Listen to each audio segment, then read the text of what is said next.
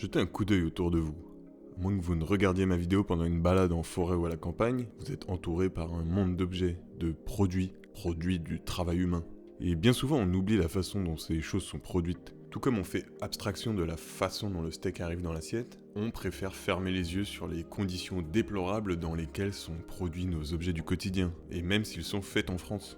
Pour illustrer un peu ça, je suis allé faire un tour sur Twitter où j'ai trouvé le hashtag salaire minimum, travail minimum qui raconte un peu des histoires de ce type, des histoires de conditions de travail. Ici, Baboulou nous raconte comment sa collègue enceinte se voit refuser le droit de s'asseoir et de prendre des pauses. Sympa. Plus large, le subreddit au nom explicite, anti-travail, contient des tonnes de perles du même acabit. Ici, quelqu'un se plaint d'avoir reçu un avertissement pour insubordination au motif qu'il a discuté salaire avec ses collègues. Le plus souvent, les progressistes militent pour améliorer la rémunération du travail, faire en sorte que moins d'argent aille aux patrons et aux actionnaires, et plus aux salariés. Revaloriser le partage de la valeur ajoutée entre capital et travail en faveur de ce dernier, en termes techniques. Ça se fait via le salaire minimum principalement, et puis on a des Piketty qui proposent une taxe mondiale sur les transactions financières. Mais est-ce vraiment suffisant ? Non seulement ça ne change pas tant que ça se partage en réalité, augmenter le coût du travail sans changer la logique financière des entreprises n'a pas l'impact que beaucoup de sociodémocrates imaginent. Mais ça oublie surtout les conditions du travail lui-même. On parle de salaire minimum, de salaire à vie, mais quid de l'organisation du travail ? Y a pas moyen d'améliorer ça aussi ? Et si on parlait un peu des coopératives ?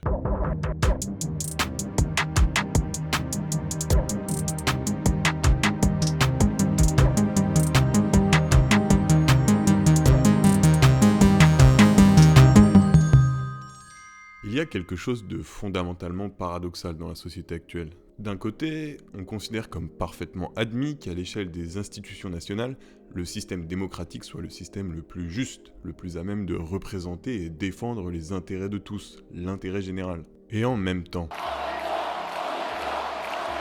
une fois entré dans ce qu'on appelle la vie active, le monde du travail, on passe une immense partie de notre temps éveillé dans cette structure fondamentalement hiérarchique et autoritaire qu'est l'entreprise.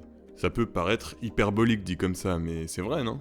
En tant que salarié, vous n'avez aucun droit sur la gestion de la société, sur la façon dont est organisé le travail, votre travail, alors que votre bonne santé physique et mentale en dépend, alors que la bonne direction de la société relève de votre intérêt perso. Votre gagne-pain est en jeu après tout, littéralement. On pourrait considérer comme légitime que vous puissiez avoir votre mot à dire, mais non. On considère par exemple que si c'est dans l'intérêt de l'entreprise de délocaliser votre activité à l'étranger, elle peut le faire, liberté des capitaux. Mais en tant que salarié, c'est pas trop votre intérêt qu'on supprime votre boulot en fait. D'une certaine façon donc, vous ne faites pas partie de l'entreprise, vous n'êtes pas pris en compte dans ce qui constitue les intérêts de l'entreprise. Je généralise bien sûr, mais c'est souvent le cas. Dans une entreprise, ce qui constitue son intérêt fondamental, c'est la rentabilité, c'est le bénéfice. Ce n'est pas tellement votre intérêt personnel de salarié. Et même plus que la rentabilité, c'est la maximisation de la rentabilité qui prime. Par exemple, si revaloriser les salaires ça fait gagner disons 1,5 de rentabilité grâce à la hausse de la productivité, ou si délocaliser ça fait gagner 200% de rentabilité, quel choix fait le plus de sens dans une logique comptable ? L'une des raisons qui fait que souvent on fait grève, c'est parce que cet intérêt personnel des salariés n'est pas pris en compte, n'est-ce pas ? D'une certaine façon, la grève sert à revendiquer que l'entreprise se préoccupe un peu plus du sort de ceux qui font qu'elle peut fonctionner finalement. Sans travail, pas de produit, c'est la base. En plus de ça, les salariés ne reçoivent, là encore le plus généralement, aucune contrepartie à ce qu'une entreprise génère plus ou moins de bénéfices, qu'elle soit plus ou moins rentable. Au contraire, dans la gestion comptable, le salaire vient en déduction du bénéfice. En tant que salarié, vous êtes un poids, c'est ce qu'on appelle le coût du travail. Plus votre salaire est élevé, plus vous rognez sur les bénéfices. Plus la rentabilité de votre travail est faible. Par rentabilité, on entend le rapport entre ce que vous coûtez et ce que vous rapportez. Donc, même si c'est plus compliqué que ça, une entreprise n'a souvent pas intérêt à trop augmenter votre salaire. Évidemment, votre patron peut être plus ou moins généreux, mais là, je parle strictement du point de vue comptable. Parce que le problème, il est là. On peut s'en prendre aux patrons et aux actionnaires tant qu'on veut, dire qu'ils sont méchants, égoïstes, haut glacés du calcul machin. La réalité, c'est que pour changer la logique des gens, il faut changer les structures dans lesquelles ils opèrent. Changer la logique de l'entreprise donc. Alors, est-ce qu'on ne peut pas réfléchir à inventer un autre type d'entreprise qui ne fonctionne pas comme ça ? Eh bah pas besoin en fait, ça existe déjà, et ces entreprises ça s'appelle des coopératives. C'est quoi donc une coopérative ? Eh bien, c'est tout simplement un modèle alternatif d'entreprise dans lequel la société n'est pas détenue par un petit nombre de gens, un patron, un petit groupe d'associés, des actionnaires, mais par les employés de l'entreprise eux-mêmes. Une différence toute simple en théorie, mais radicale en pratique, parce que ça signifie que les employés prennent collectivement les décisions. Que l'intérêt de l'entreprise n'est plus simplement la rentabilité de la structure pour les propriétaires, mais le bien-être économique et moral de tous dans l'entreprise. Ce type d'organisation présente 3 différences majeures.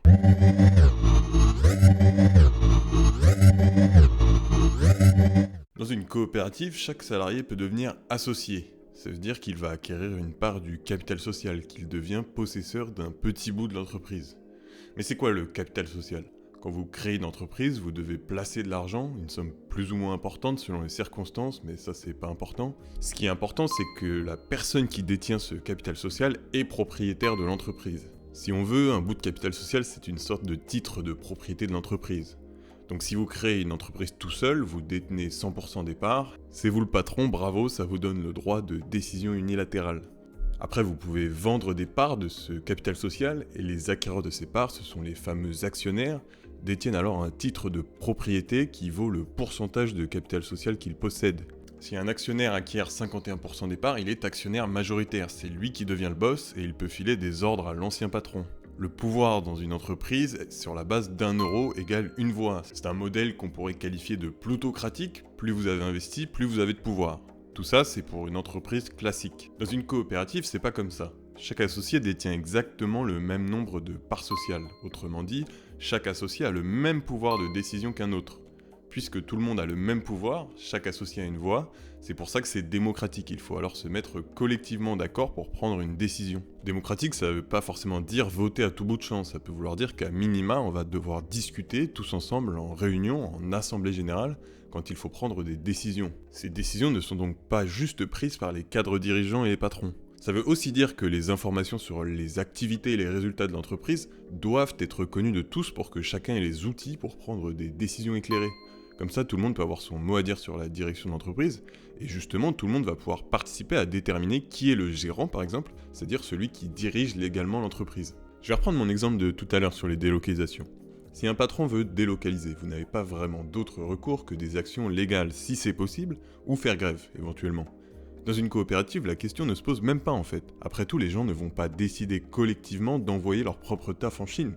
Dans une économie dominée par des coopératives, bam, la délocalisation c'est du passé. C'est déjà pas mal quand même. Autre point qui peut être un tout petit peu important dans la situation actuelle, si les décisions sont prises démocratiquement, ça signifie que les associés doivent avoir une meilleure compréhension globale du fonctionnement de l'entreprise, et en particulier de son impact écologique. Et il me semble qu'on peut assez facilement imaginer que des gens qui décideraient démocratiquement comment leur entreprise fonctionne seraient plus sensibles à réduire leur impact écologique. En tout cas plus que quand ces décisions sont prises purement sur la base de tableurs Excel et de calculs de rentabilité. C'est pas automatique bien sûr, mais c'est une des raisons pour lesquelles je crois dans les coops, y compris en termes écologiques. Je vais vous donner un petit exemple concret qui englobe la plupart de ce dont j'ai parlé.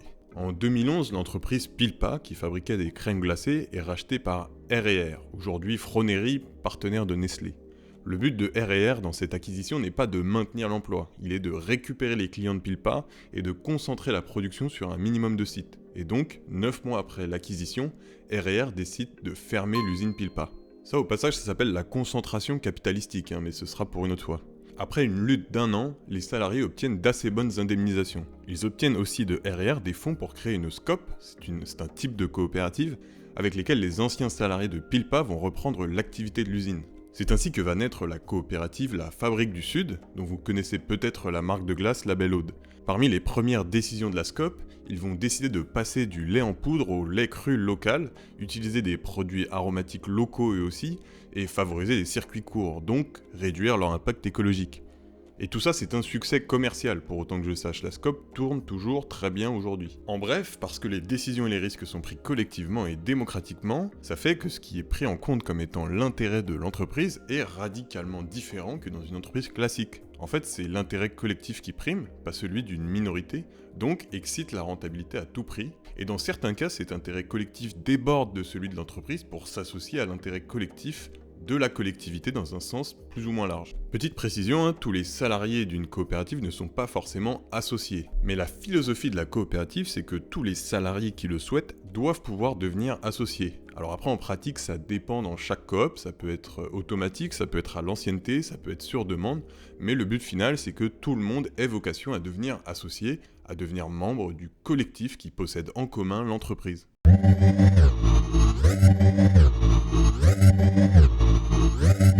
Là, on va parler inégalité. Le deuxième truc qui fait une grosse différence, c'est la façon dont est distribué le fruit de la production. Enfin, la partie finale, quand vous enlevez les coûts et les salaires, et cette partie, ça s'appelle le bénéfice ou le profit. Comme tout le monde sait sans doute, dans une entreprise classique, une très grande partie du bénéfice, sinon la majorité, est reversée aux propriétaires et aux actionnaires s'il y en a. Parce que le bénéfice est distribué à ceux qui détiennent des parts de capital social sous forme de dividendes. En tant que détenteur du capital social, c'est un droit que vous avez. C'est une des raisons au passage qui produit les inégalités aberrantes dans notre système économique. Quand certains, les plus pauvres, n'ont que leurs bras ou leur tête pour gagner leur vie, d'autres, les plus riches, voire des fonds de pension et d'investissement, peuvent avoir des parts dans 87 milliards d'entreprises différentes ou toucher tout le bénéfice au sein d'une seule structure, ce qui peut valoir beaucoup aussi. D'autant que la valeur d'une entreprise ou d'une part dans l'entreprise ne dépend pas simplement de la production, de la valeur du travail. On n'est plus au 19e siècle.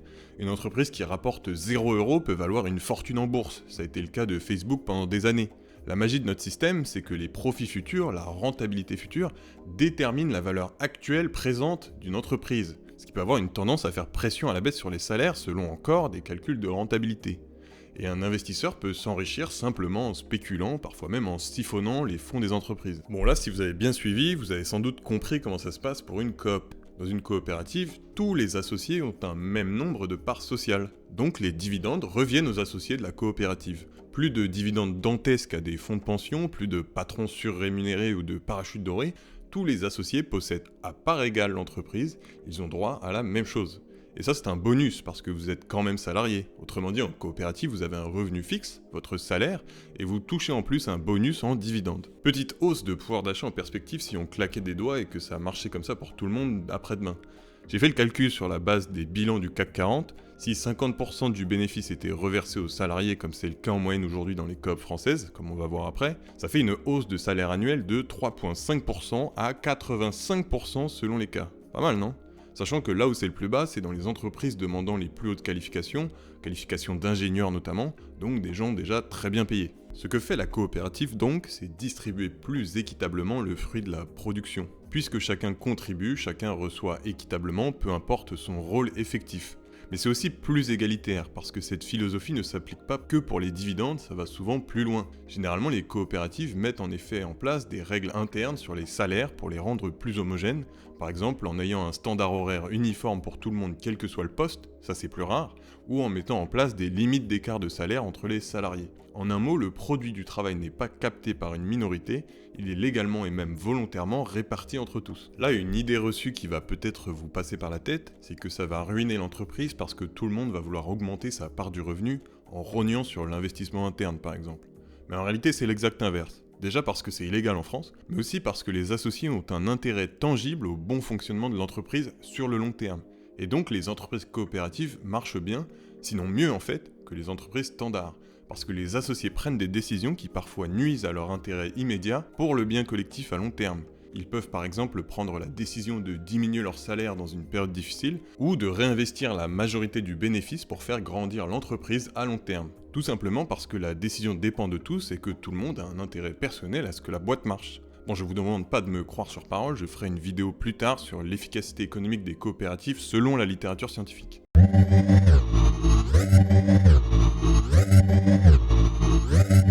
Dernier point et pas des moindres, de par ses structures et sa nature, la coopérative fonctionne différemment dans sa philosophie qu'une entreprise normale, c'est tout le but. Le choix de créer et d'intégrer une coopérative implique généralement que les associés sont plus sensibles à des valeurs d'égalité économique et démocratique, à des valeurs de solidarité. Non seulement la coopérative est viable économiquement, mais c'est aussi une entreprise qui cherche à améliorer la condition des associés et des salariés. Plus qu'une simple organisation, la coopérative est en fait une forme d'éthique solidaire du travail. La philosophie interne de la coopérative produit souvent des résultats particuliers dans l'organisation du travail, faisant des coopératives un espace plus agréable à vivre que l'entreprise standard. On note en effet que les salariés des coopératives préfèrent privilégier la qualité du travail à une logique de profit à tout prix, qu'ils favorisent le bien-être au travail et limitent la tendance au burn-out, que la coopérative facilite la mobilité au sein des postes d'activité si vous n'avez pas envie de faire la même chose toute votre vie. Le caractère démocratique de la coopérative favorise aussi le travail d'équipe et l'entente entre collègues, promeut la satisfaction des aspirations de chacun dans ce contexte si prépondérant dans la vie de tous qu'est le travail. Après tout, on y passe en général 7 heures par jour, alors autant optimiser ça un peu. Si je reprends un de mes exemples du tout début, est-ce que des coopérateurs interdiraient collectivement à une femme enceinte de faire une pause ou de s'asseoir ? Probablement pas. Est-ce que les coopérateurs seraient embêtés qu'on discute salaire ? Ça n'aurait pas de sens.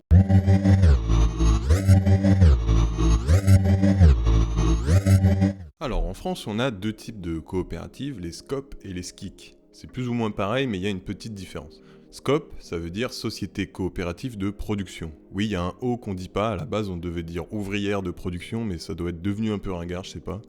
Légalement, dans une SCOP, les associés détiennent 51% des parts, donc ils sont forcément propriétaires majoritaires collectifs. De toute façon, ils ont d'office 65% du pouvoir de décision au conseil d'administration. Ça veut dire que même si vous avez des actionnaires qui détiennent 49% des parts, 65% du pouvoir de décision revient quand même aux associés. Ils ont donc 65% des sièges dans l'assemblée générale de l'entreprise, quoi. C'est donc légalement dans le droit français que les associés ont le pouvoir de décision. Le principe est donc que la décision repose sur un associé égale une voix. Donc peu importe combien vous avez investi, vous avez un droit égal avec les autres, c'est ça qui est démocratique.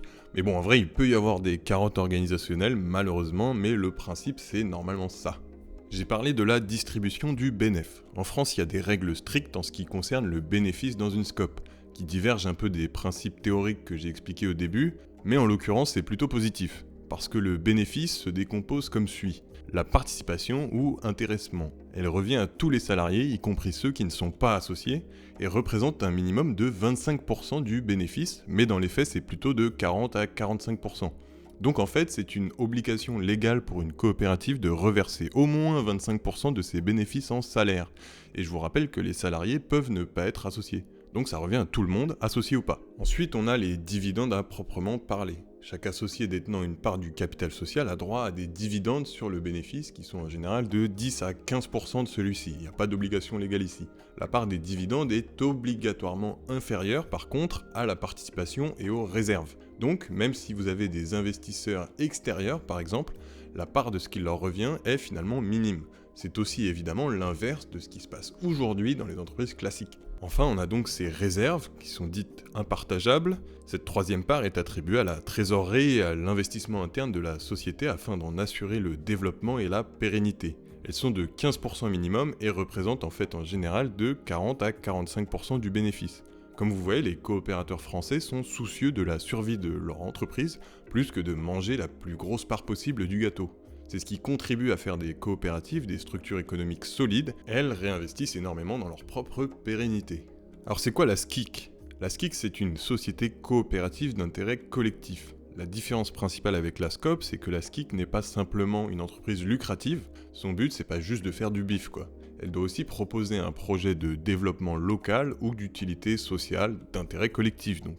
La SCIC permet aussi aux bénéficiaires de l'activité de la SCIC d'entrer au capital de la coopérative.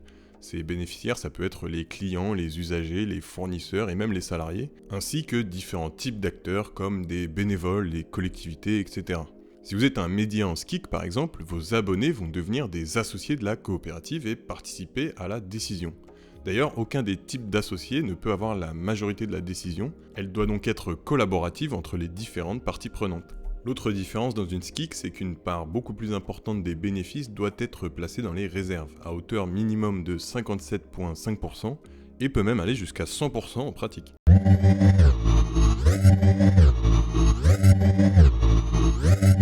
On a vu la théorie, on a vu le légal, maintenant on passe à la pratique et c'est un peu moins la joie. Le réseau français des coopératives compte 3611 entreprises pour un peu moins de 12 millions de boîtes françaises, sachant que ça prend en compte les auto-entrepreneurs. Soit, si je sais encore faire des maths basiques mais c'est pas ultra sûr, environ 0,03% des entreprises françaises. Ça fait aussi 67 200 emplois pour 29,2 millions d'actifs en France, soit 0,23% des actifs employés dans les coopératives. Soyons clairs donc, ça pèse rien du tout, et c'est bien dommage. J'avoue, je comprends pas trop pourquoi on parle pas plus de ces trucs, notamment à gauche, malgré leur caractère démocratique, plus égalitaire et leur implication plus importante des travailleurs. Je veux dire, si le but c'est d'augmenter le pouvoir d'achat, l'émancipation des travailleurs et tout le reste, vous l'avez sous les yeux le machin, pourquoi ne pas vous en emparer en fait? J'ai dit tout à l'heure que tous les salariés ne sont pas forcément associés, mais en France, le taux de sociétariat salarié médian est de 71%, ce qui signifie que 71% des salariés des coopératives sont aussi associés et sont donc démocratiquement impliqués dans la direction de l'entreprise. On voit donc qu'une grande majorité des salariés des coopératives françaises sont des associés et qu'on n'a pas un problème de genre les associés de départ se gardent le bébé pour eux. Alors si le modèle coopératif se généralisait, moi je serais partisan de mesures simples de style taux de sociétariat minimum légal variable en fonction de la taille de l'entreprise et une obligation d'associer les salariés qui ont une certaine ancienneté, des trucs du genre. Autre point important factuel quand je parlais de l'efficacité économique, le taux de pérennité à 5 ans d'une coopérative en France, c'est-à-dire la capacité des coopératives à survivre aux 5 premières années de leur activité qui sont aussi les plus dures, est supérieure à celle d'une entreprise standard, avec 73% de pérennité pour les coopératives contre 60% en moyenne nationale. Ce chiffre montre à lui seul que, contrairement à certaines idées reçues, les coopératives sont viables d'un point de vue économique. Bon et ben voilà, c'est tout pour les grandes lignes. Je compte faire une série de vidéos théoriques et pratiques sur les coops, il y a beaucoup plus à dire.